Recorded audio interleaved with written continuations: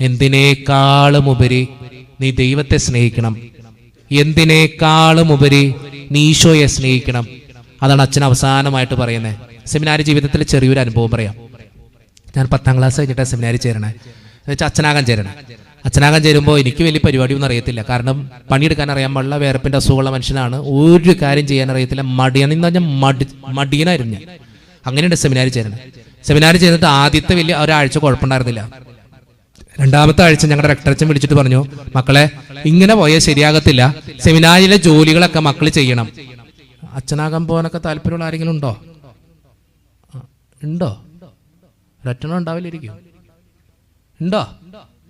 നിങ്ങൾക്ക് പിന്നെ കൊറോണന് കുഴപ്പമൊന്നുമില്ല കേട്ടോ, പോവാം സന്തോഷത്തോടെ പൊക്കോളാം. ഞാനത് പണ്ടത്തെ സെമിനാരി ജീവിതമായിട്ട് ഇപ്പൊ പറയണേ, അത് ഓർത്തിട്ട് നിങ്ങൾ ആരും ഇപ്പൊ സങ്കടപ്പെടരുത്. ഞാൻ റെക്ടറസ് ഞങ്ങളെ വിളിച്ചിരുത്തിട്ട് പറഞ്ഞു, മക്കളെ സെമിനാരിൽ എല്ലാ പണിയും ചെയ്യണം. ഞാൻ പറഞ്ഞു ശരി. ഞങ്ങളന്ന് 36 പേരുണ്ട്, ഞങ്ങൾ സെമിനാരിൽ എല്ലാ പണിയും ചെയ്യണം. ഞങ്ങൾ പറഞ്ഞു ശരി, ഞങ്ങൾ ചെയ്തോളാം.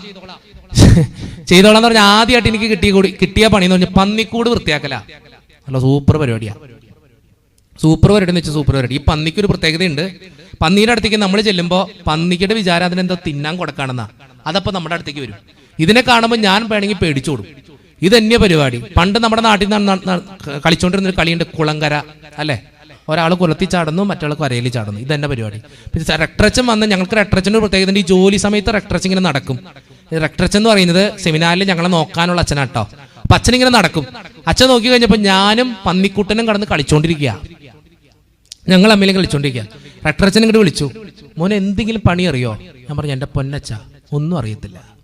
2ാമത്തെ ആഴ്ച എനിക്ക് കിട്ടിയത് പട്ടിക്കൂട് വൃത്തിയാക്കല. നിങ്ങൾക്കറിയാം, ഈ പട്ടീനൊക്കെ വളർത്താൻ ഇഷ്ടം, പക്ഷെ ഇതിന്റെ വയറ്റിൽ എന്ന് പറയുന്ന സാധനത്തിന്റെ ഒരു മണമുണ്ട്. അതാണെങ്കിൽ ഈ കൂട്ടിക്കടന്നത് ചവിട്ടി ഒട്ടിച്ചു വെച്ചിട്ടുണ്ടാവും.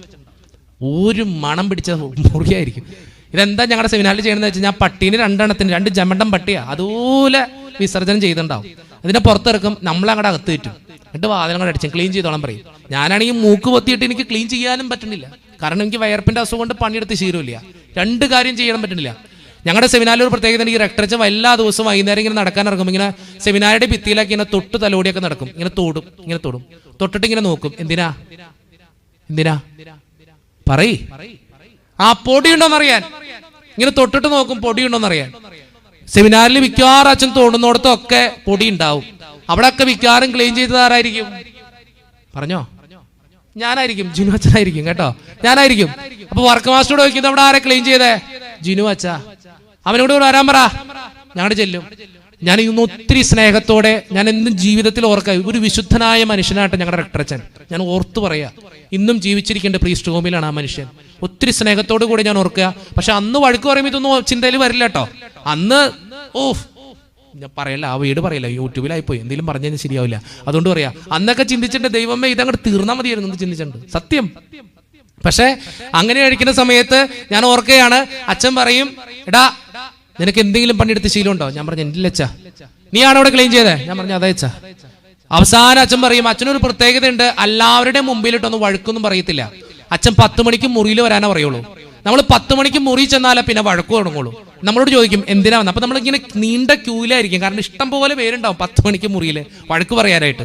അപ്പൊ എന്നോടൊക്കെ ചോദിച്ചിട്ട് ഇറങ്ങി പോടാ, നീയൊക്കെ എന്തിനാടാ സെമിനാറിൽ വന്നെ, ഇതുപോലെ പണിയെടുക്കാത്തൊരു സാധനം, പഠിക്കാത്തൊരു സാധനം. ഞാനൊന്നും പഠിച്ചിട്ടാണെങ്കിൽ ഒരു മാർക്കും ഇല്ല കേട്ടോ, സത്യം പറഞ്ഞതാ. അന്ന് സെമിനാറിൽ rule of touch, rule of language ഒക്കെ ഉണ്ട്. അപ്പൊ ഞാനിങ്ങനെ എല്ലാ ദിവസവും കയറുകയാ, ക്ലീൻ ചെയ്തിട്ടാണെങ്കിൽ എല്ലാ സ്ഥലത്തും പൊടി.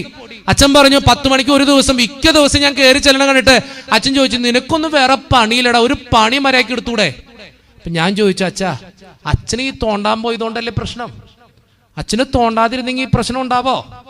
അപ്പൊ അച്ഛൻ പറഞ്ഞു, ഞാൻ ചോദിച്ചു, അച്ഛൻ എന്തിനാ ഇങ്ങനെ തോണ്ടാൻ പോണേ? അതിനോടൊപ്പം ഞാൻ അവിടെ അച്ഛനോട് ചോദിച്ചു, അച്ഛൻ എങ്ങനെ കൃത്യമായിട്ട് ഞാൻ ഈ ക്ലീൻ ചെയ്യുന്നിടത്ത് തോണ്ടാൻ പോണേ? അതാണല്ലോ പ്രശ്നം. ഇപ്പോ ഈ സെമിനാറിൽ ഇഷ്ടം പോലെ ബിൽഡിംഗ്, ഇഷ്ടം പോലെ മുറികളൊക്കെ ഉണ്ട്, എന്തിനാ അവിടെ മാത്രം തോണ്ടാൻ ചെല്ലണേ? അപ്പൊ അച്ഛൻ എന്നോട് അന്ന് പറഞ്ഞൊരു കാര്യമുണ്ട്, എടാ പരിശുദ്ധാത്മാവ് എന്നോട് പറയും അവിടെ പോയി തോണ്ടറാന്ന്. അന്നാണ് എനിക്ക് മനസ്സിലായത്, ദൈവമേ പരിശുദ്ധാത്മാവിന് ഇത്രയും ശക്തി ഉണ്ടെന്ന്. അന്ന് അത് കേട്ടിട്ട് ഇറങ്ങിപ്പോന്നു. ഞങ്ങൾക്ക് ഈ സെമിനാറിൽ റൂൾ ഓഫ് ടച്ച് ഒക്കെ ഉണ്ട്, നിങ്ങൾ പരസ്പരം തൊടാൻ പാടില്ല. റൂൾ ഓഫ് ലാംഗ്വേജ് ഉണ്ട്, ഇംഗ്ലീഷ് മാത്രമേ സംസാരിക്കാവൂ. റൂൾ ഓഫ് ഈറ്റിംഗ് ഉണ്ട്, ഭക്ഷണം സെമിനാറിൽ നിന്ന് കിട്ടുന്നത് മാത്രമേ കഴിക്കാവൂ.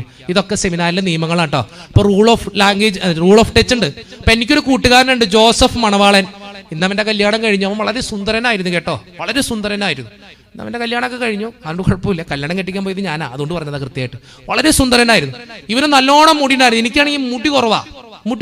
അപ്പൊ ഇവന്റെ മുടി കാണുമ്പോൾ എനിക്ക് ഈ മുടിയില്ലാത്തത് ഇവിടെ ഒരു ഓപ്പറേഷൻ കഴിഞ്ഞുകൊണ്ടാട്ടാ, ഇങ്ങനെ ഒരു ഓപ്പറേഷൻ. അപ്പൊ ഈ ജോസഫിന് നല്ലോണം മുടിയുണ്ട്. ഇവന്റെ മുടി കാണുമ്പോൾ എനിക്ക് എന്നും ആഗ്രഹം ഒന്ന് തൊട്ട് നോക്കണം.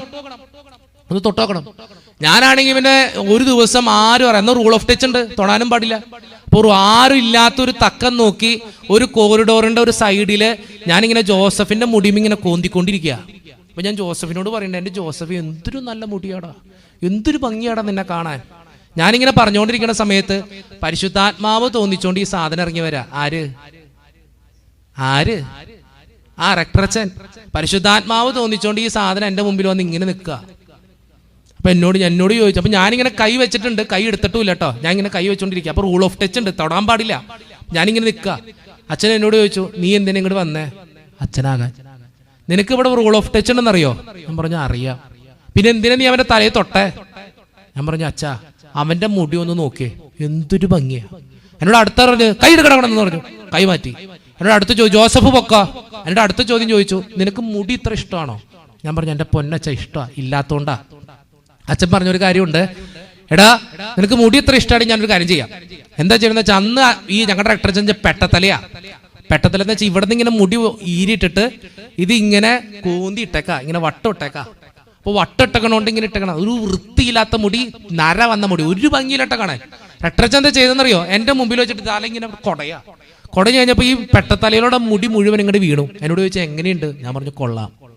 അടുത്ത ചോദ്യം ചോദിച്ചു, തനിക്ക് മുടിമ പിടിക്കണ്ടേ? ഞാൻ പറഞ്ഞു എന്റെ പൊന്നച്ച വേണ്ട. നിങ്ങളിപ്പോ ഏതാ തോമസ് അച്ഛന്റെ മുടിമ പോയി പിടിച്ചാ എങ്ങനെ ഇരിക്കും? ആ അവസ്ഥയിലെ ഞാൻ നിൽക്കണേ. പിടിക്കാൻ വേണ്ടി പറഞ്ഞതല്ല കേട്ടാ, വെറുതെ പറഞ്ഞതാ.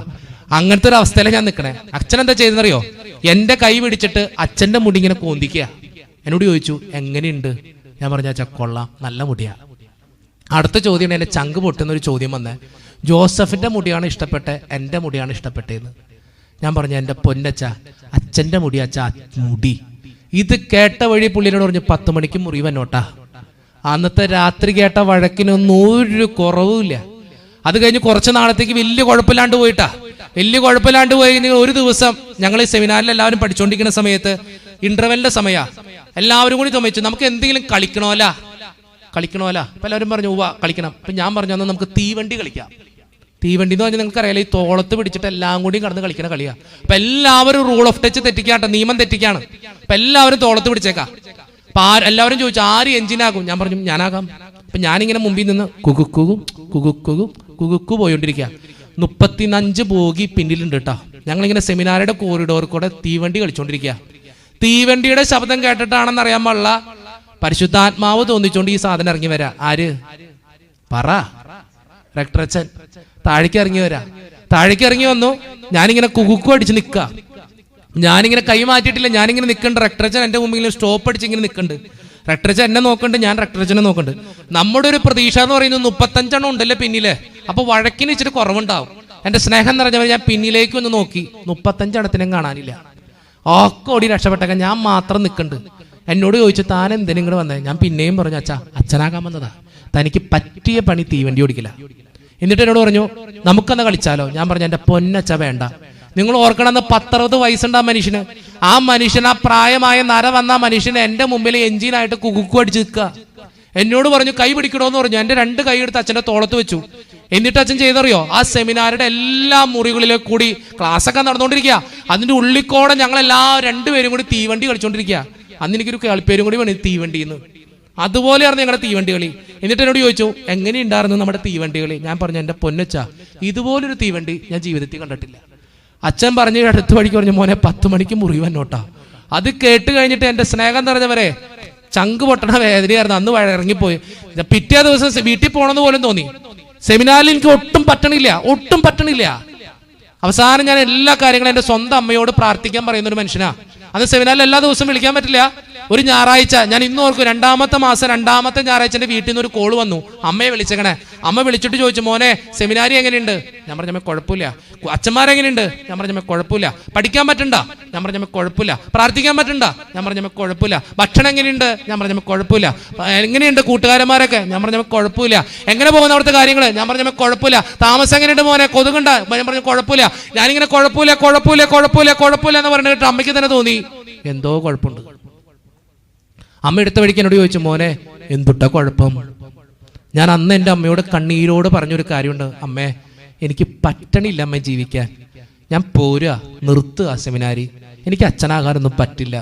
എല്ലാവരും എന്നെ കളിയാക്കുക, എല്ലാവരും എന്നെ ഒറ്റപ്പെടുത്തുക, എല്ലാവരും എന്നെ വഴക്ക് പറയുക, ഞാൻ ചെയ്തിട്ട് ഒന്നും ശരിയാവണില്ല, ഞാൻ തോറ്റു പോവാ ജീവിതത്തിൽ, പരീക്ഷയിൽ മാർക്കില്ല, ഞാൻ തോറ്റു പോവാ.